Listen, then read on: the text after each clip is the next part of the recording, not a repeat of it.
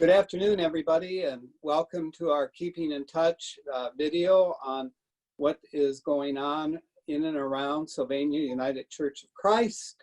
By the way, I was over at the church this morning, the church building, and Luann and Bruce Glover were both outside planting iris plants along the side of the building. So they're really making it look very nice. And we're going to hear more about that in a little bit. Today, because Earth Day was not too long ago, we are going to kind of focus on Earth Day and climate change. And to help us along with that, we have two members of the Green Team of Sylvania United Church of Christ. And we're very happy to have them join us, and we want them to have the priority in speaking. So first we will have Al talk a bit about the history of climate change and in our church, and then Sandy, who will talk about a special project that is taking place at Sylvania United Church of Christ. So Al, if you want to take over, that'd be fine. Okay. Thanks, David.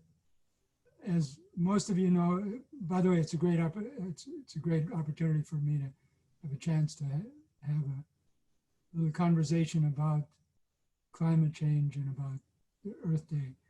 Last week, Wednesday, was the 50th anniversary of the first Climate Day, and a lot of things have changed since then. And the Green Team is a very informal group of people in our church that's been involved in a number of activities. So I'd like to give you just a little bit of background. Most of you are familiar with it, but maybe some of the newer people or some of the other people have forgotten some of the things that we're doing. So one of the first activities that the Green Team got involved in was way back in 2005, when we convinced the church that we should install solar panels on the roof of the sanctuary. So that was completed in 2005, and those solar panels have been generating electricity ever since. I took the opportunity to go by the church this morning and to read the energy meter that monitors the amount of electricity that's generated from those solar panels. So I just give you an update. Over the last 14 years, those panels have generated 92,000 kilowatt hours of electricity. That's worth about $10,000 in terms of avoided electricity costs. One of the unusual things about the rate that we're paying as a church, we're classified along with other businesses in a mercantile rate that charges us in two different ways. It charges us according to the peak usage that we have at any time during the month, and then it puts a rate that's proportional to that peak usage. And that accounts for about half of the cost of our electricity. And then the other part is just the total amount of electricity that we use in kilowatt hours. So one of the things that we were looking at, the Green Team was looking at a little more recently, and this was in 2015, was to see how we could shave that peak energy usage. Of course, the peak usage of electricity in the church occurs on Sunday mornings. And most of that is related to the lighting that's used in the church. So we worked with the Interfaith Power and Light and had an energy audit by engineers to look at the energy usage. So the engineer that came by set up a monitor so we could monitor every 15 minutes what the peak usage was. And sure enough, it turns out the highest usage is on Sunday mornings. So we went about looking at the lighting in the church and replaced energy inefficient incandescent lights with light emitting diodes. And that has helped to shave the peak usage. So we continue to monitor the energy usage. And that shaving of the peak has accounted for about $1,000 of savings every year because we're shaving off those demand charges, the peak demand charges. And then about $400 a year in total energy usage that's been reduced. So about $1,400 a year is saved because we've replaced most of the lights in the sanctuary with light emitting diodes that are much more efficient. And other places in the church, we've also put in more energy efficient lights. So that was the second project from the Green Team. Another ongoing project that has been terminated about a year ago was styrofoam recycling. I think most of the people in the church take care to recycle plastics and cans and aluminum, but styrofoam is not generally recycled by the curbside recyclers or by the collection bins at the Kroger stores or other places. So this is a project really that was led by Ann Lindsley, but the nearest recycling station is actually in Ann Arbor. So the styrofoam was collected over a period of a couple of weeks, and then mostly Ann, but a number of other people from the Green Team made trips to Ann Arbor to recycle the styrofoam. But now styrofoam prices have fallen so far that it's now no longer economic to recycle most styrofoam. So we've terminated that for the time being. Hopefully we'll be able to restart that soon. Along the way, as we're talking about using more energy efficient lighting, we encourage members of the congregation also to install light emitting diodes or those curlicue lamps, the compact fluorescent bulbs, and particularly to switch during the Christmas season to use LEDs Christmas lights. So those are also responsible for saving a lot of electricity and avoiding pollution. So just one of the important things about our solar panels and the LEDs is that when we reduce our energy usage, we're also reducing the amount of pollution that occurs because of most of the electricity in Ohio is generated from coal-fired power plants. And that leads to emissions. For example, in the 14 years of our solar panels, we've avoided carbon dioxide emissions of 156,000 pounds of CO2. We avoided having emissions into the atmosphere. And sulfur dioxide, about 900 pounds of sulfur dioxide. Nitrous oxide emissions, about 400 pounds. And then there are lots of particulate emissions that can contribute to asthma and other problems. And we know that asthma is also a contributing factor to poor survival rates with the coronavirus. I was reading in the Blade just this morning on page 2 about links between climate changes and the coronavirus. And this is an Associated Press story, and it's an interesting story to go look up if you haven't read it. So with coronavirus, we know that we're in the hunt for a good vaccine to try to inoculate ourselves against the coronavirus. The question is, for global warming or climate change, what is an appropriate vaccine for climate change? And the author of this article said, well, the appropriate vaccines are already in hand. We have renewable energy, solar and wind, for example. We have electric vehicles that are so much more energy efficient. We have recycling, and we have also native plants. So the church is involved in all of these so-called vaccines that can avoid the issues that come in with climate change and global warming. So this Green Team is a very informal group. We'd like to invite everyone to join us and particularly get involved in lots of these different projects. I think I'll stop here and be prepared to hand it over to Sandy Scherf. Thank you, Al, very, very much. I have a question. These changes that you mentioned, I mean, we would not even be aware that all this has occurred in our church. It was a long while before I even realized we had solar panels on the roof of our church. Do you know how many other churches in our area are doing the same thing? There are a few churches. Actually, in 2005, when we started up our system, we were the first house of worship in the state of Ohio to put solar panels on the roof of our house of worship. So we were a leader in this area. And a number of churches have also gone through this energy audit. There's still not very many churches that have installed solar panels, but solar panel prices have come down so much now that nowadays solar electricity and wind electricity, for that matter, are now the cheapest forms of electricity. So some of the early steps that were done by our church and by others have contributed to getting the prices down for those renewable energy technologies.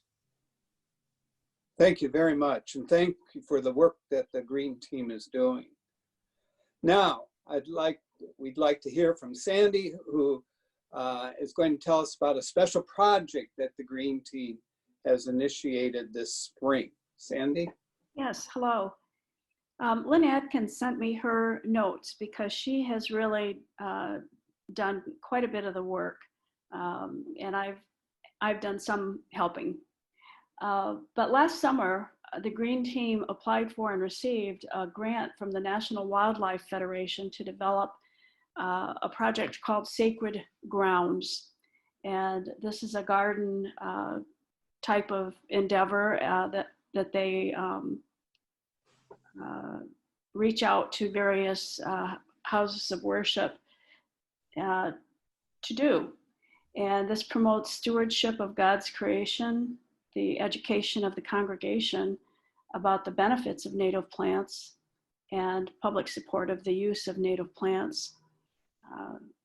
We know that one of the things that was one of the recent things I've learned is that whereas a lot of our plants and flowers and so forth might have root systems that go down a few inches into the soil, our native plants sometimes go down 8 and 10 feet.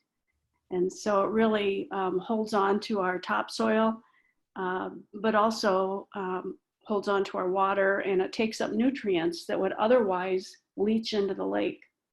So it's quite a benefit for the lake. I think those of us who live so close to the lake probably think more about this sort of thing than people who are more distant.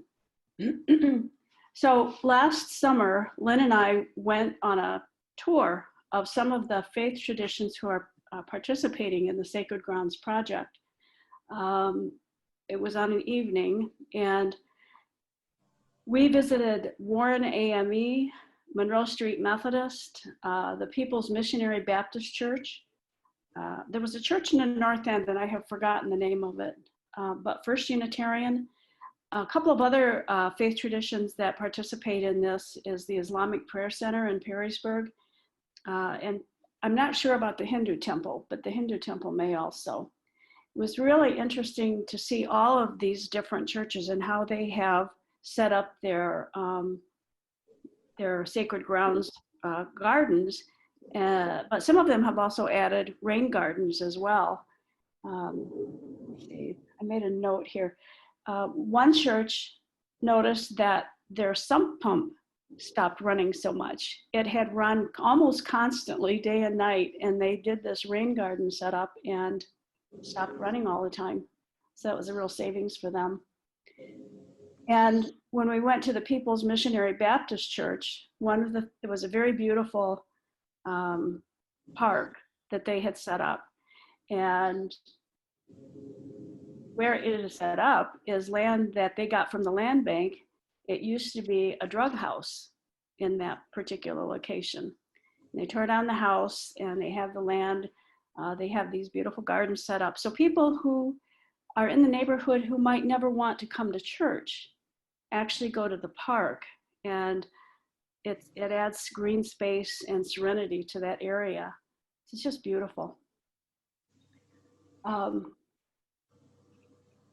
So another benefit, of course, I'm maybe skipping around a little bit, but of course, one of the things that we saw was that one of these benefits was that these native plants provide pollinator habitat for monarchs, bees, other kinds of critters. at the Warren AME Church, we saw, I've never seen so many monarch butterfly caterpillars crawling around. That was wonderful. It was so neat to see. So besides the National Wildlife Federation, we have local support also from the City of Toledo, the Multi-Faith Council, and a nonprofit called Wild Ones. So we want to start small. At each end of the semicircle garden around the labyrinth, if you can picture the labyrinth, and then they're on each end of the labyrinth. One of the requirements from the Sacred Grounds project is that the garden has to supply food, water, and shelter for wildlife, and have sustainable practices. So we're aware of that as we have developed this. Now this is I'm going to show you a diagram, and you might not see it real well, but just to know that we have it. And when we get back into a situation where we have regular church, we'll have this at the green team table. So this is the planning guide. This is the sunny area near the church bell. I kind of highlighted that. And then the shady area near the Erie Street entrance. So we're also looking for congregational input that would be nice to have. And if you have native plants that you need to thin out, we're accepting some of those. We have plants that have been donated by the City of Toledo that we can pick up at the Toledo Zoo in mid-May. And then our gardening will commence sometime after that, and of course, following all the guidelines that we need to follow for social distancing and so forth. So Rodney Waite has given us some ideas on how we might start approaching that with sign-up sheets and maybe family groups or individuals, and then portioning off what section we're going to work in. So we're always looking for volunteers, and someone, if someone want to contact me or Al or Lynn Adkins or anybody on the green team, I think you can get our numbers from the church directory or call Joyce. I think that's hitting most of the highlights. What do you think, Al? Thank you very much, Sandy. You're welcome. This is really exciting, I think. Now, the goal is that all those plantings will be native to this area. Is that correct? Yes. Mm-hmm. Yes, with the idea that that makes sense, they grow better than most other plants because they're native to the area. That's wonderful. Yeah. I mean, I don't even know what are our native plants. I didn't either, and I'm learning as I go along, and I've been able to. I'm trying to turn some of that into my own plants here at home. It's a work in progress. Thank you. Does anybody else have a question you'd like to ask of Al or Sandy? Well, we certainly appreciate the two of you being with us this afternoon, and especially we appreciate the work that you're doing on behalf of Sylvania United Church of Christ. Thank you very much. Thank you. Now we'd like to hear from a few of our staff members that have updates for us. First of all, Elaine, you said that you had some information for us. Mm-hmm. Just a few quick things. We have no more story time on Thursday at 8:30, just because of lack of attendance. We will still have story time on Tuesdays and Thursdays. There's a new link for the Tuesday story time, which I sent out last week, but if you need it, let me know. Lastly, we are giving Bibles to kids in pre-K and second grade this spring, and we are ordering those soon. So if I haven't been in touch with you, or if you haven't been in touch with me, and you have a kid in these age groups, let me know. Thank you. And then Kristen has an update on outreach, I believe. Yes, so during this time of social distancing, we're kind of reimagining how we can be involved in our community and serving each other. Grace Community Center, right now their gardens are going in. you remember from past years, we've had their produce for sale in our gathering area, but the primary purpose of that garden is to serve the local neighborhood. So those gardens are going in as scheduled. They are following protocol for social distancing. We've had a couple of our members volunteer for a workday last week, and then there is another workday scheduled soon. If anyone who is not in the vulnerable population would feel comfortable safely volunteering, they should contact either Chris Durand or Dave Walker. Also, Grace Community Center is doing fantastic work with serving their community with food and personal care items. So they are in need of financial donations to support that work. You can make a donation through our church, and then that would be passed on to Grace Community Center, or it can be made directly to Grace Community Center. Our church's outreach financial efforts still go on. You've pledged money to outreach. It still is passed on to Grace Community Center, but this is over and above what you're already giving.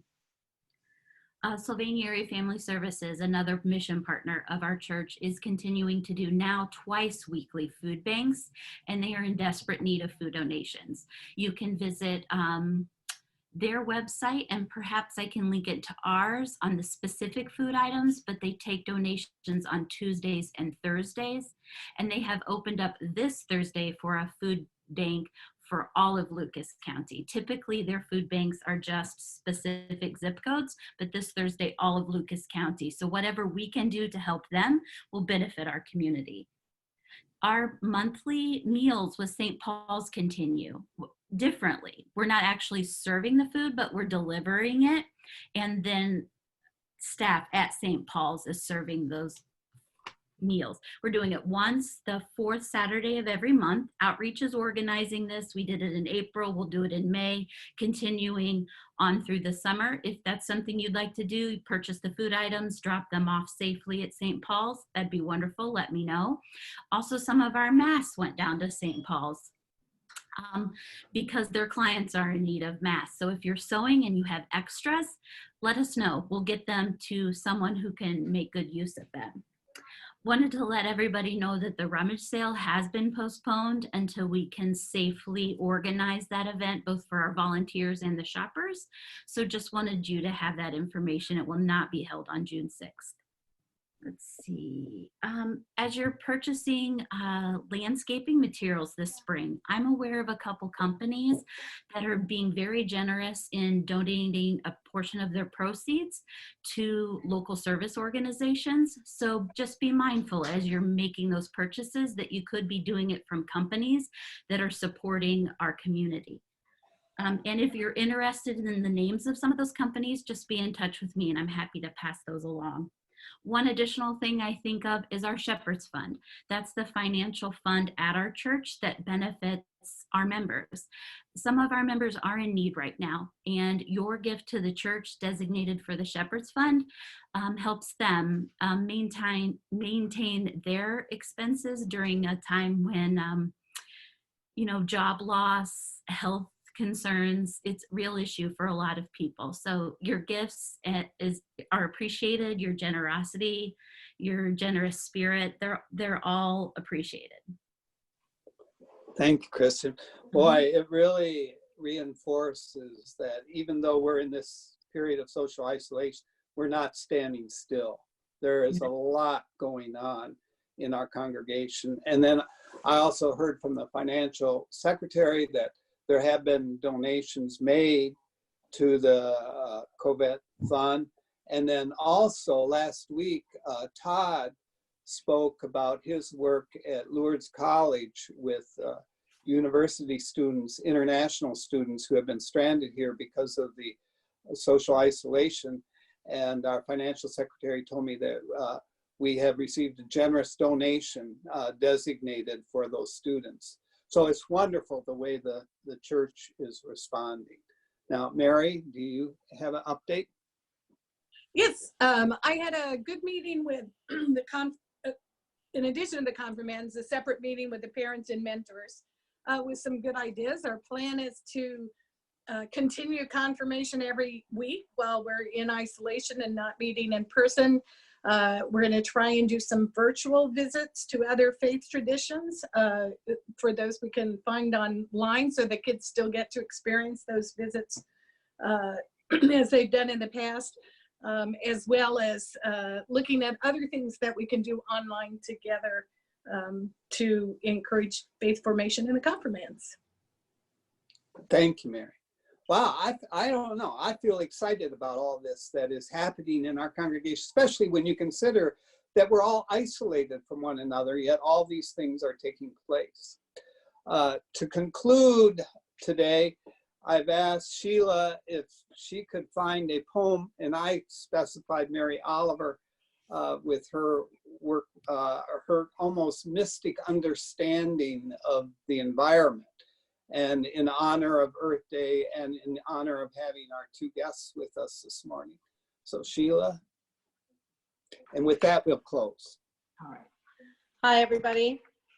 David asked me to pick a poem, and he mentioned the word creation when he talked to me about it. So I picked this one. It's in her big book, Devotions. It's called Morning in a New Land. In trees, still dripping night, some nameless birds woke, shook out their arrowy wings and sang, slowly like finches sifting through a dream. The pink sun fell like glass onto fields.